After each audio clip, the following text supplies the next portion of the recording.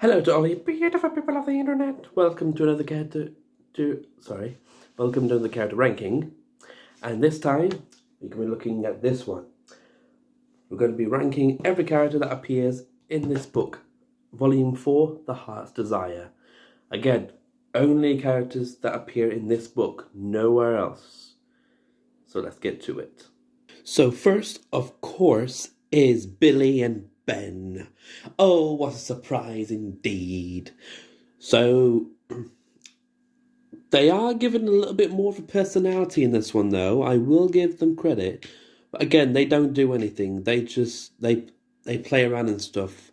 When Alan is on the verge of his deathbed, they are with him. And they do worry about him and such. But yeah, that's pretty much it. That's their character. Next up is Andrew, and again, he doesn't really do anything. What he does is he goes along with Dexter's plan. He shoots a couple of zombies.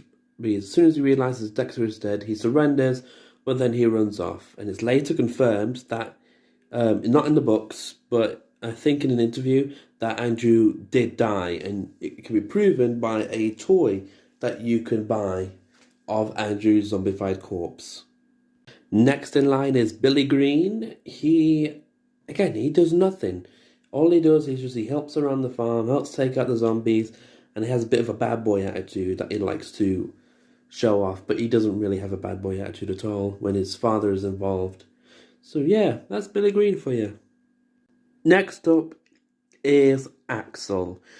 Again, Axel doesn't really do anything. He helps around and he's trying to prove that he isn't like Dexter and Andrew. One scene, though, that I do like is that he does wonder about the dead that are outside, like who they were and such. I did actually like that scene with Axel, so I'll give props to that. But other than that, he's just a useless character with a good catchphrase. Next is Dexter. Dexter is not in it very long. He is still an antagonist. He's trying to kick the group out, but when the zombies come out from where he got the guns, he has to choose whether he's going to fight Rick or is he going to fight the zombies. He chooses to fight the zombies, but he's still planning to kick them out, which leads Rick into shooting Dexter in the head, killing him quickly. Next is Alan.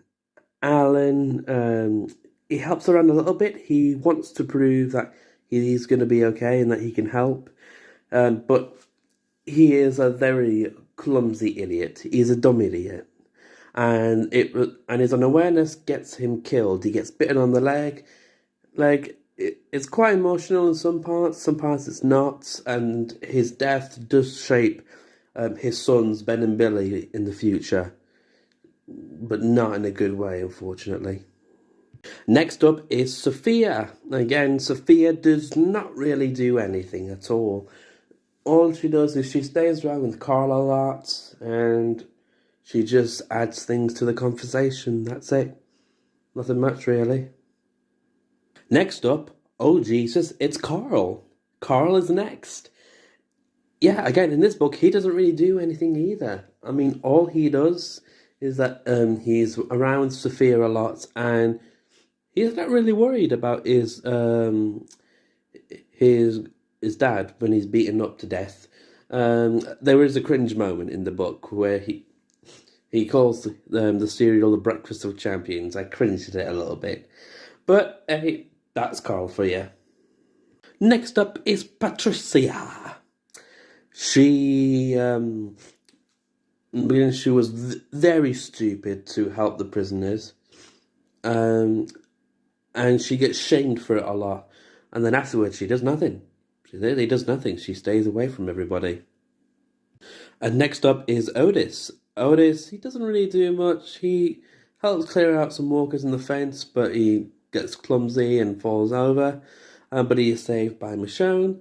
He berates Patricia for what she did, and he does a little bit of a racist side to him. Surprised he got away with that.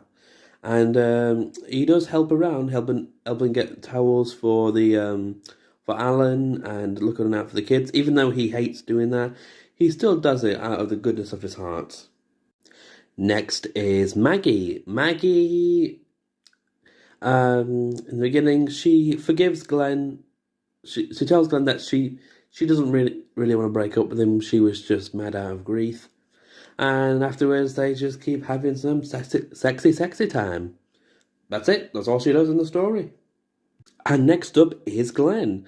Glenn again doesn't really do anything. He he does he does forgive Maggie for breaking up with him, understands why she did that, and again, just like Maggie, they have sexy time. That's all it is. Next in line is Laurie. Hello. Wow, really, Laurie? No way. Yes, Laurie. She doesn't do much. She helps protect the kids and is questioning Rick's decisions about things and such. She does support Carol when she tries to harm herself. And yeah, that's that. Oh, and she sticks with Rick's side even though he attacked Tyrese first. Yeah, that's it. Next up is Andrea. She's not doing much. She does give the group their new clothes finally. Um, she she is trying to do the best she can to help Alan live, but unfortunately she fails at that, and she's quite saddened about it. That's Andrea for the story. Next is Michonne. Michonne, she does a few things here and there. She does save Otis from the zombies and is welcomed in. She is a badass woman with the katana. I mean, you can't get any more crazier than that. She does have a mysterious past, though, that she doesn't like to go on about. And she creates the conflict between Rick, Tyrese, and Carol when she has an affair of a certain sorts with Tyrese in the gymnasium. And that's Michonne for you. Next up is Herschel. Herschel is actually used really well in this. He does come in only when he needs to. He doesn't contribute much to the plot, as I know, but he helps defend the prison. He does do all the farming that he can do and teaches everyone how to use the equipment. And he helps Alan the best he can with the equipment that he's got. So yeah, his time was utilized well. Good job on that, Mr. Kirkman. Again, he didn't do much, so that's why he's lower on the list.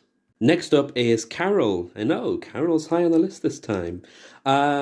She starts to break away from Tyrese after she learned that he and Michonne were having some sort of an affair in the gymnasium.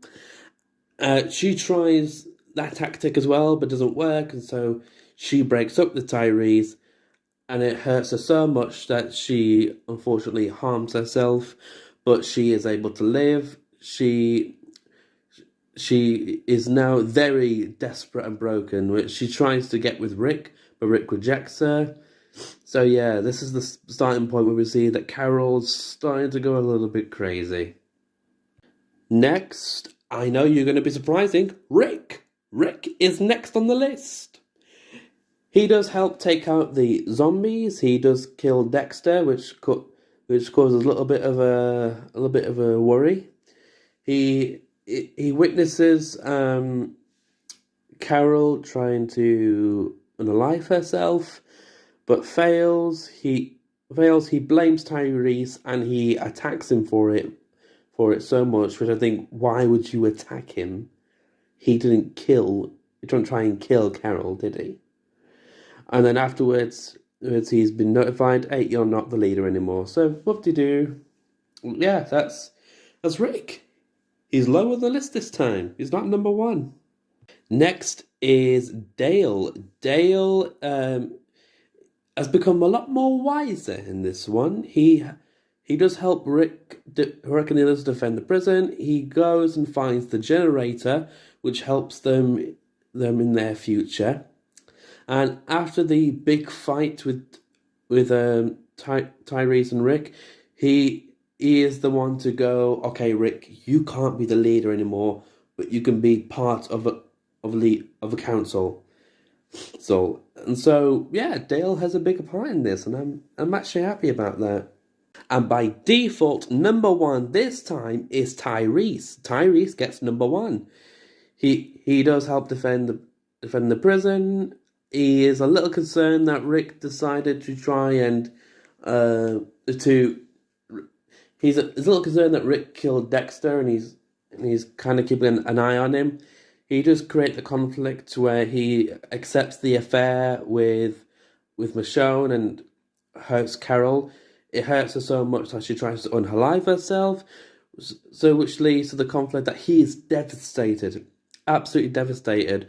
But Rick blames him for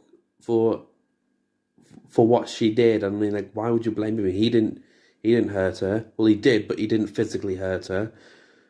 And so a big fight breaks out. That leads to Rick being part of leadership instead of the full thing. So yeah, Tyrese is the number one. So yeah, that is it. Wow, what a turn of events. Rick's not number one anymore. Oh dear.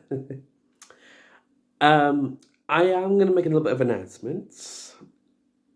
I know I'm going to hate myself for doing it. And I'm probably going to be broken. But after I cover volume 8, I am going to be doing a rewrite. Oh boy. I'm not going to be controlling what happens. The wheel you can find on the website Spin the Wheel. The wheel's going to decide what happens and such. I'm going to regret this, but it was an idea from Magnus Robert. Magnus Robert created this, so shout outs to him. Go and subscribe to him if you can. Yeah, I'm totally going to regret this, but hey, it's content, so might as well. Thank you all so much for watching. If you like what you see, please leave a like and subscribe. I'm going to cut out the last bit because I've looked at the statistics. 86% of you who watch the videos are not subscribed, so please come subscribe. Come and join the family. I do care this time. It's just an old catchphrase I would try, but of course it doesn't work. So please come on, subscribe. And subscribe to Magnus Robert. Thank you all very much for listening, and have a good day.